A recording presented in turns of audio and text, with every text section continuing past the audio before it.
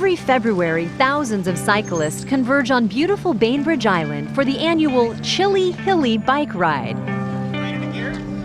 The degree of just how chilly can vary year to year. 40s maybe, warmest chilly Hilly I've seen.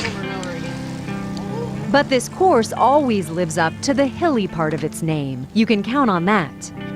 It was on one of those hills, toward the end of the 33-mile ride, that Patrick Rugh noticed someone struggling. Was kind of wobbling a little bit, and I just kind of gave him some words of encouragement to say, "You're doing great."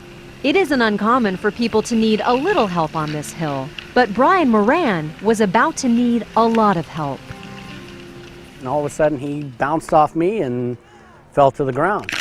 Patrick happens to be an EMT. So I swung around, and he was having respiratory distress. The next two men to reach Brian's side used to be EMTs.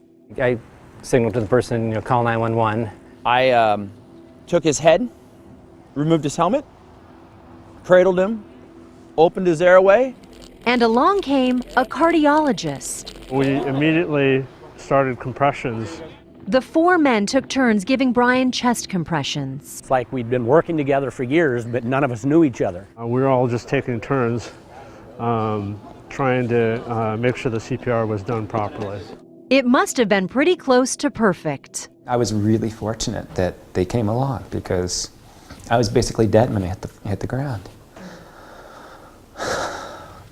But no sooner had Brian hit the ground on this hill that four men who knew exactly what to do were there to help. They were right there. And where do you find like 4 people in a row that know how to do this? We were just so fortunate to have people there, ready and willing and able to help.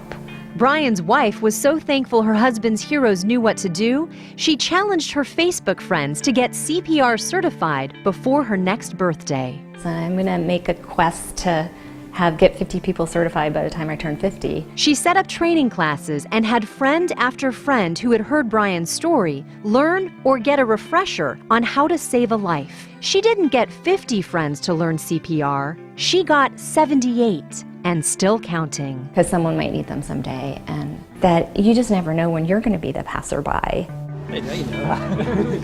Brian made it back to Bainbridge this year and got to see his heroes. Seeing those blue eyes staring up at me and then completely unanimated and meeting him again and seeing those blue eyes looking at me, blinking and laughing, and it's pretty cool. These men all learned you never know when you might need a hero, or four, or when you might need to be one. I am tremendously happy that Brian is alive and had a good outcome.